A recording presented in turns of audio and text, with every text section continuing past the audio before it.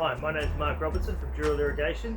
Today I'm going to be showing you the main hydraulic components for an automatic irrigation system and how they all go together, as well as what to tape and what not to tape. Let's take a look. Alright, let's have a look at the main components for an automatic irrigation system. Got your Backflow Kit, which is a connection to mains water, pressure pipe fittings, as well as our blue line pressure pipe, a solenoid manifold, the solenoid valves themselves, got waterproof wire joiners, multi-core cable, an irrigation controller, a valve box to house the valves in ground, and some thread tape. Let's have a look at the Backflow Kit and how it's installed. First step is to turn your mains water supply off at your water meter. You'll then remove your garden tap from the wall. If you've got enough room, you can thread tape this entire assembly and spin the entire thing in where your garden tap was. You then thread tape the back of your garden tap, screw it into the front of your Backflow Kit. So you'll end up with a garden tap that you can use for whatever you like, for your general hosing or car washing, and your mains connection down to your solenoid valves. Now, the Backflow Kit also includes a 3/4 inch ball valve, which you can use to isolate your irrigation system if you want to shut it off for performing any servicing or maintenance. You can do that without shutting off your entire water supply to your house. You've also got your dual check backflow. Now, this is a mandatory item for any system that's permanently connected to your mains. It stops any irrigation water going back into your household. Very important. If it is off recycled water, you still should have a backflow device. If it's off a rainwater tap that you're connecting to, we can do away with the actual dual check and just have your pressure pipe fitting coming straight from your ball valve. Okay, but yeah, all those fittings will need lots of pink thread tape. You don't have to worry about the union, just leave that together, and your fitting coming out to your pressure pipe will also need thread tape. Alright, once your Backflow Kit is installed and it's done up nice and tight and taped, you can then shut off this ball valve and go and turn your mains water back on. This means you don't have to disrupt your mains water for too long, and then you can get on with the rest of the installation of your automatic system. Once the backflow is in, you'll then have to run your blue line pipe from your backflow to your manifold. Now, the blue line fittings themselves got this big coarse thread, and they actually do all the sealing with this little seal over the outside of the pipe. So your blue line fittings don't need any thread tape. It is only where your blue line fittings with a normal BSP thread attaching to another fitting like a manifold, this will need thread tape, and also with your end connector male threading into your dual check, you will need to thread tape this as well. Now, cutting your blue line pipe,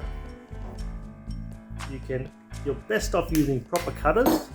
So pipe cutters, you just clamp on and turn it. That produces a nice clean cut. Right. If you don't have pipe cutters, you're only doing a few joints, you can also use a good set of secateurs. You're just trying to clamp onto that pipe and turn it. Okay, and that will produce a nice clean cut as well. Okay, try and avoid using a hacksaw, because the hacksaw will leave lots of burrs on the end of your pipe, and those burrs can end up basically under the diaphragms of your solenoid valves. Once the pipe's cut, you loosen this fitting off, push it all the way until it stops. You should feel it go all the way in past that seal, and you just need to do that up, hand tight, and then just give it a little nip up with some multi-grips. Okay. Alright, once you've done your blue line fittings from your backflow and just about to connect onto your manifold, I would always give it a little quick flush out with that ball valve just by opening it for a half a second or a second, just to flush any debris that may have gotten into this line while you were doing the installation. Then shut it off. Once you've flushed it out, you can then do your connection onto your manifold, as long as this has been thread taped prior. Okay, very important to flush out that blue line, especially if it's a long run and you've dragged the blue line through a garden, or you just don't know what's in the blue line when you buy it. Any of the debris that's in that pipe, it's going to end up just underneath your diaphragms here, and you're going to end up with a solenoid valve that doesn't turn off from the beginning, or worse yet, all of them don't turn off from the beginning. And you've got to pull every single valve apart and clean out the debris. Alright, let's have a closer look at the manifold system. As mentioned earlier, they don't require thread tape at all, and that's because they're O-ring sealed.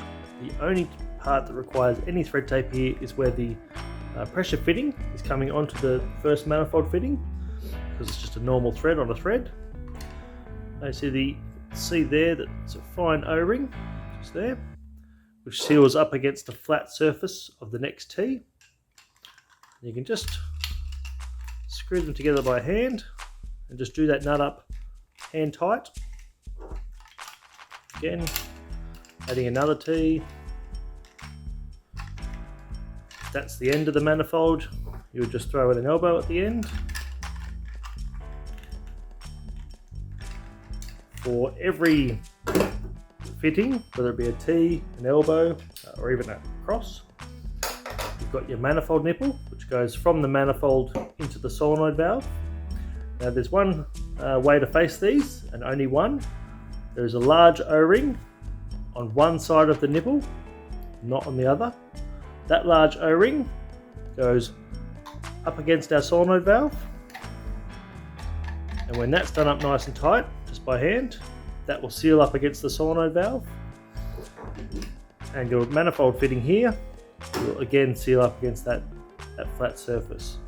So we can go ahead and screw those together, and notice you don't have to turn the entire valve around with this, because you can just move that swivel. Makes servicing valves very, very easy.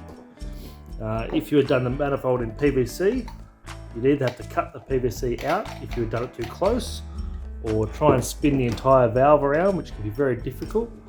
Or if it is too close, sometimes you have to pull the actual solenoid valve down, so pull it into its two halves, and then spin it all around. These make it very, very easy. Right. Again, no tools required, no multi-grips, just by hand. Okay.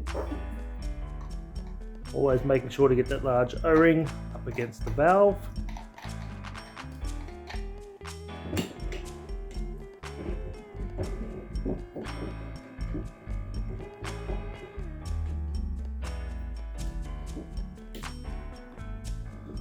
Right, so just screw together a manifold of 4. You might just have to just tighten a few little bits to make sure it's nice and tight and no leaks. But that's how simple and easy it is. You can also flip that T around so that your blue line is coming in from here, just depending on where your pipe's coming into the solenoid valve and to the solenoid valve box. You can also use manifold crosses if you want the pipe coming in from the middle, or if you want valves facing both ways. But very easy system, super reliable. Yeah, makes it very easy to service any valve. So definitely recommend that over your PVC counterpart.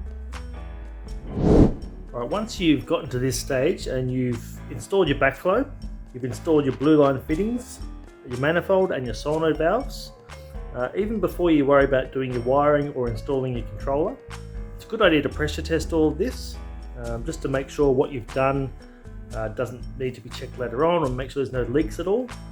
And certainly before you backfill any blue line that you may have run between the backflow and the manifold, definitely pressure test it.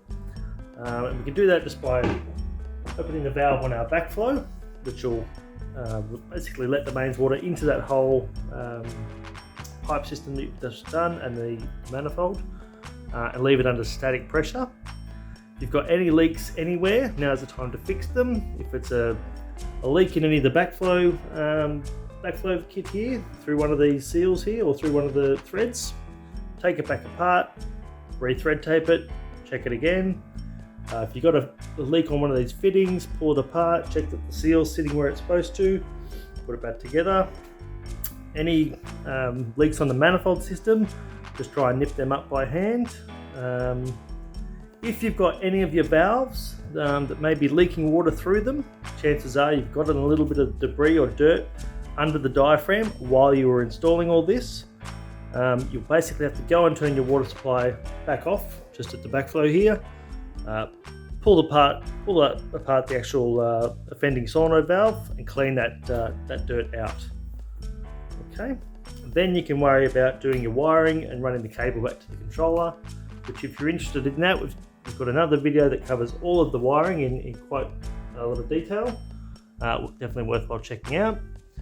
Once it's all pressure tested to this stage as well, you can set your valve box in place.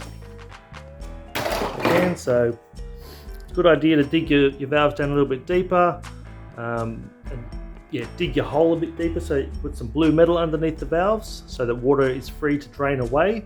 It doesn't just sit there in some of the wet weather we've been having lately. You don't have to have the valves down that deep with the box here. Ideally, it's got little perforations here you can cut out so that the pipe can come in a little bit higher. You'll have to cut out a little bit of a slot for the blue line to come in, and also a larger slot down the base here for all your outlet pipes to come out. Don't try and cut holes and run the pipes through them, because you want to be able to pull the whole box off and dig it up if you've got to service your valves at a later date. Okay, and that's the majority of the components for an automatic system. Without the wiring and the controller covered. That's covered in another video. Thanks for watching, guys. Right, I hope you've enjoyed this video on the hydraulic components of an automatic irrigation system and how they go together. Once you're at this stage, you pretty much have to just wire up your valves, run the cable to your controller, program your controller, and sit back and relax. I'm Mark Robertson from Irrigation. Thanks for watching.